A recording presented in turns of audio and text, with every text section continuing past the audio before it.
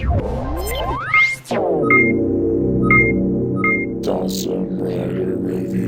YouTube, Dawson Rider here with my review of the Deluxe Shurikenjin from Shuriken Sentai Ninninger, as I like to call them, the Ninnies.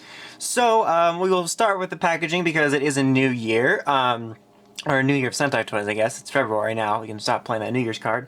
Anyway, so yeah, this box, you know, is pretty typical fare. All Sentai boxes are actually pretty much the same design, just with some slightly different colors for this series. You got Shurikenjin right there looking like a hot mess. We got a little photo of all of the individual mech, picture of its dragon mode. Right here is a sticker advertising the number 3 and its importance to numbers. No, that's actually a sticker to indicate the first release bonus, which means that it came with, hold on, let me get them here. Please stand by. It came with the rest of the little, I like to call them shuriken hats, because you get blue and red for the mecha, but then you get these 3 with it for the first release bonus. So that's how you know if you got the first release or not. An advertisement for the number 3. Alright, yet again on the side you get some little advertisements, or not advertisements, little showing of all of the individuals and which ranger they belong to. Shows you how the mech works, all that fun stuff.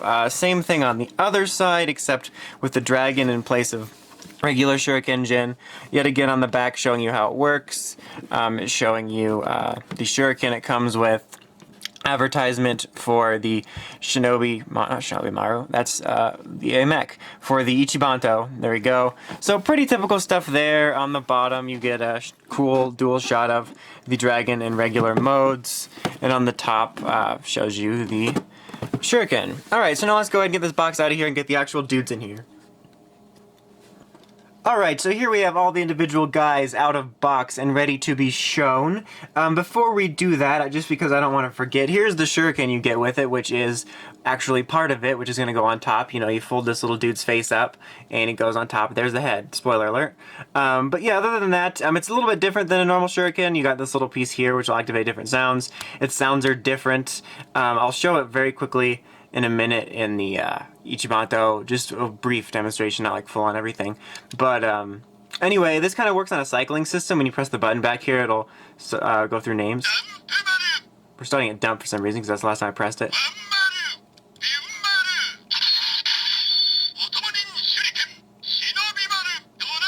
So it'll just cycle through them.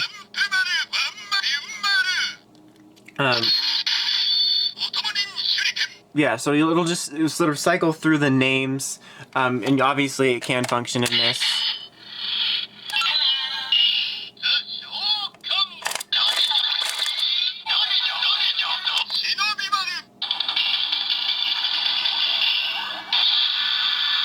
So you can lock in any of them and do that with it. Obviously the little outer part's going to come off and you can swap it. That'll be for when we get to Dragon.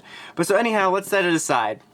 Alright, so this mecha is pretty unique because it's pretty much a hot mess in a lot of ways. It's got all these different ideas, and the Ninja is so random. It's kind of awesome and dumb at the same time. But each mech is like from a different category of stuff we've gotten in Sentai before. So you got Shinobimaru over here, which is like the little humanoid guy. Then Wanmaru right here is like the animals. Then you got Dumparu for the vehicles. Dragomaru, which I guess is also animal, but it's kind of more on the mystical side.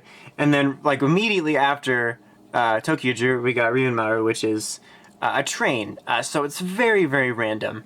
But let's go ahead and just take a very quick individual look at each one. I guess we'll start with Shinobimaru, which is of the humanoid variety. Reminds me a bit of, like, you know, the Shogun Megazord, the Mega V guy from Mega Voyager, but on a much smaller scale.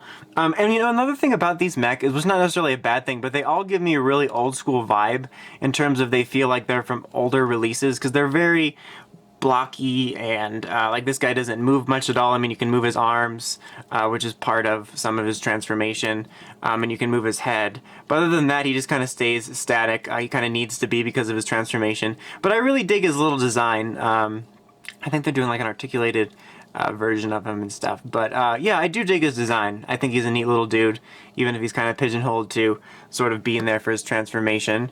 Let's get him to stand up. Come on, dude. Don't embarrass me yet. We can embarrass me later when I'm trying to do transformations. Alright, and then we have Drago Mauro here, which is a dragon, which is pretty decent. He's a very interesting looking dragon because he almost looks like he can cause an avalanche. He almost looks slightly technical and slightly mystical at the same time. Probably not my favorite dragon, but still he's pretty neat looking, I think. You got his wings here, which are going to detach for various like weapon pieces and stuff. Same thing with his tail. Pretty obvious sword. You can move his little arms, again, part of transformation, but overall, I think he's pretty neat. And then, probably my least favorite here, which is Dumparu, which is the vehicle of the bunch. Poor yellow. But yeah, you got his little symbol there, which kind of indicates that it's him. He rolls, B's boring, those are his activities. His little wheel underturns. But yeah, I really don't have a whole lot to say about it.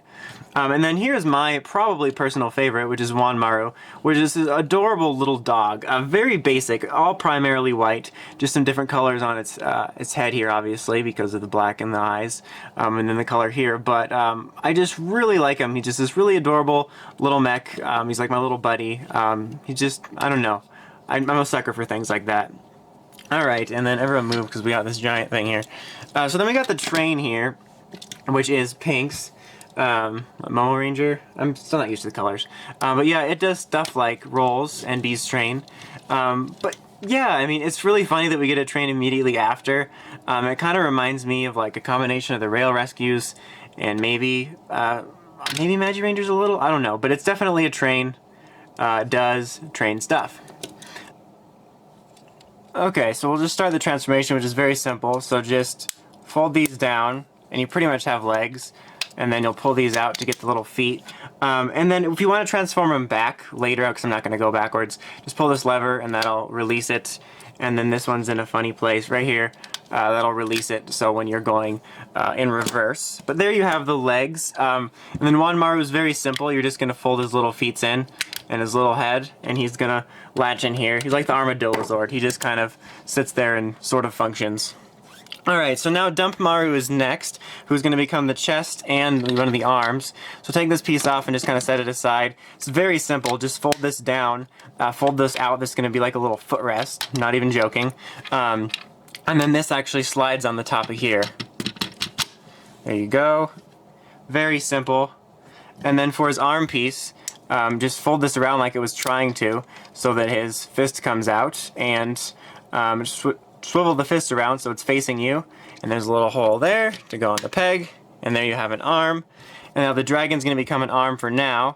Just take these and set them aside. Same thing with the tail, pops right off. And then just kind of straighten him out, and you're going to flip his legs around and it's going to become a hand. You kind of adjust his arms however you want. And then just set it aside. Now take the wing pieces and you're going to snap them together. And there is two little pegs here which go right on the holes on the feet of the dragon, or the bottom of the feet, and you get sort of a shield weapon. And then this obviously is going to be the sword. It just slides right into the hand right here. Alright, now you take Shinobi Maru, and you're essentially just going to put him in a seated position. And I'm just going to adjust his arms a little bit because he's going to have to be holding something. Anyway, seated position, and he slides right in here. You can see there's two little pegs, or peg holes and then pegs.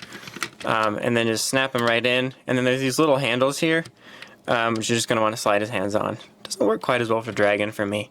But yeah, there you have that. Alright, and now we are going to get to the main event. The Shuriken, fold this up like I said. There's two little pegs here, holes on the top of there, and when you press it on, it's actually going to make some sounds.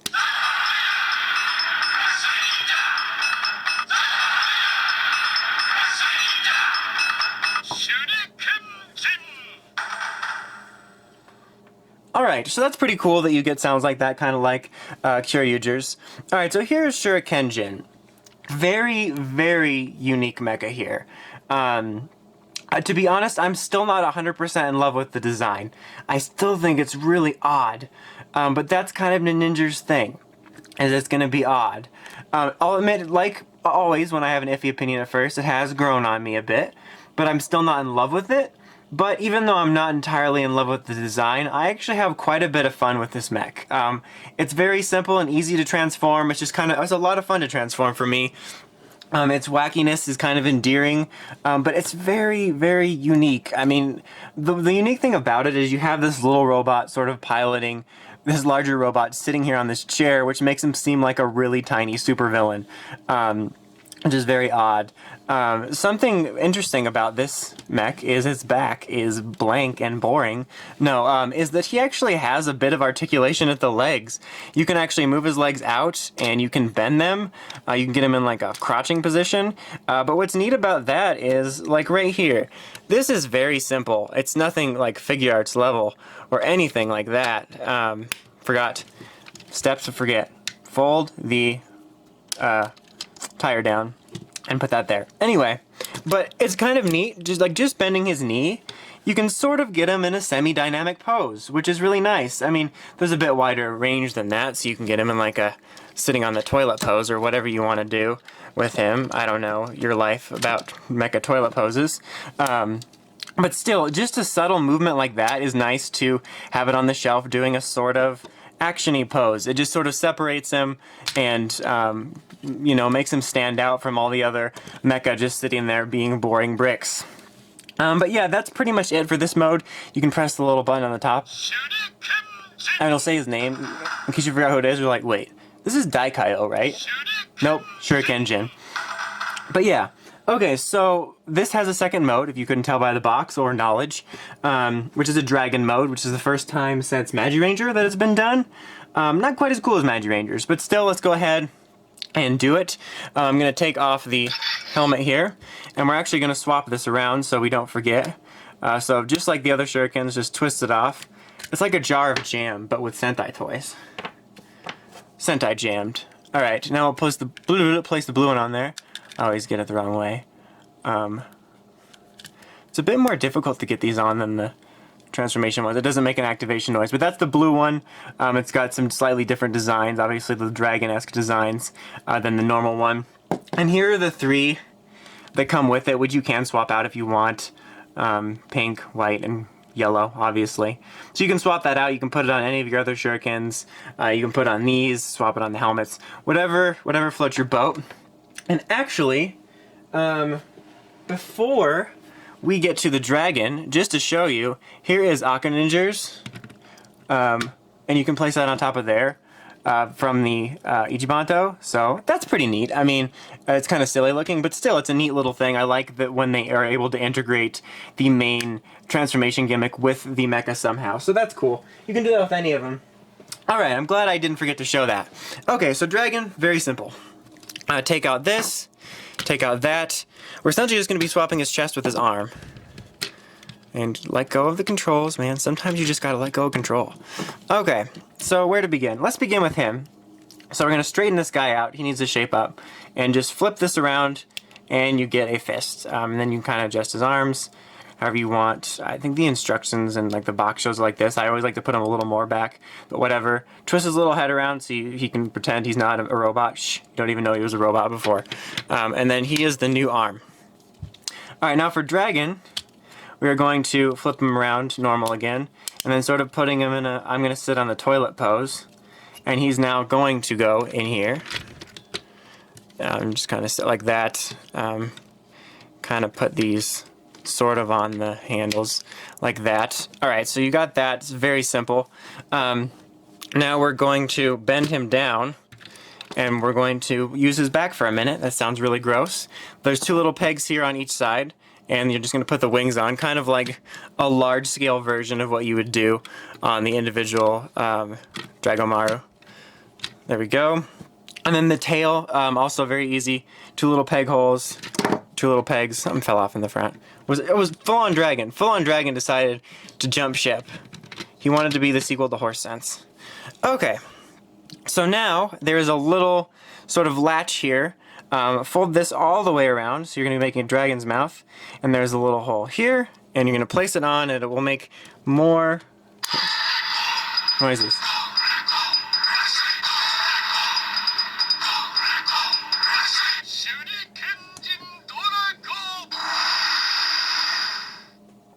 Alright, so there is its dragon mode. I think it's very neat that they wanted to do this. I do kind of like it, but kind of not. I also think it kind of looks like a tumor. Nowhere near as cool, for me at least, as Magi Dragon. Let's press this button. Once again, in case you forgot. Like, Magi Rangers was obviously a very different aesthetic look, but its transformation to a dragon was a lot more complicated, but a lot cooler, for me at least. This one, you're just ripping his head off, or his chest off, and putting it on his arm, putting his arm in his chest, and bending him over. And that's pretty much how you get it. Overall, I think it's okay. I think it's a neat concept. It gives you a little more playability, some more transformation sounds, but I'm not the hugest fan on its design per se. But I think it's neat that they did it. Not quite as cool as the last dragon mech we got. And you can open his mouth a little bit if you want a slightly different pose, but just be warned, you'll be able to see his head under there. But yeah, that's pretty much it for this review. I hope I didn't forget anything. Probably did. It's a Dawson Rider review. You're guaranteed forgetting things, innuendos, and obscure pop culture references. Anyway, I mentioned in my Ichibantou review that my opinions on the Shurikenjin, on the Ninninger toys are going to be very strange, because they're a bit of a mixed bag. Like I said earlier in the review, I'm still not 100% on all of its design, but I think this mech is a lot of fun. I don't outright hate it anymore. I think that it's got some merits, it's growing on me, but despite not being a huge fan of the aesthetic look of a lot of it, like I just mentioned, it is a lot of fun. I enjoyed transforming it. It's very simple, it's very easy, it's very unique, it's got some really unique ideas. I like the integration of the Shuriken gimmick. So if, you know, most Sentai mech are a good quality and are fun. So if you're a fan of it or just a mech collector, I can recommend it. I don't think you'll be too disappointed. It's fun to transform and it looks good on the shelf, even if you don't like the design. So yeah, very mixed bag there because my not liking the design is a very much personal thing, but toy quality wise, it is a fun and good toy. But anyway, that's about it. Until next time, make sure to check out the Crazy Podcast at writersrangersrambles.com. And of course, don't forget to like, comment, and subscribe. Until next time, it's Dawson Rider, signing out.